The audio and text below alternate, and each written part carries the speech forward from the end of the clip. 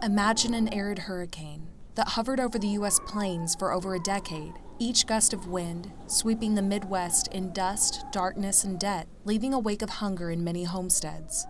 Jobs were hard to come by, and Okie scrambled to make do. It's a time remembered for struggle and hardship, and the nation's leading documentarian of pivotal history saw more. His iconic reputation is carried into his newest film, The Dust Bowl. I think when we look at our popular culture, we sort of see Hollywood as this infinite number of different stories, when in fact it has 6 or 7 or 8 plot lines. Documentary, on the other hand, is infinitely diverse. It's as diverse as the number of people and stories there are to tell.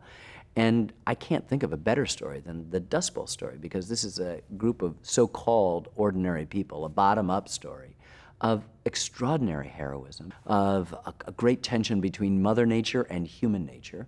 Mother Nature more than often wins.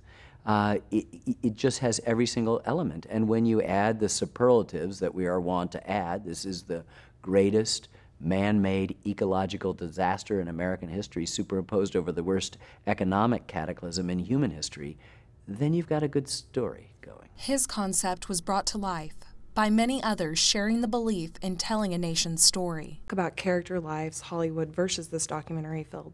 I mean, these aren't people that are just playing a role. This was their actual reality. So how do you find those characters to embody what you want to invoke?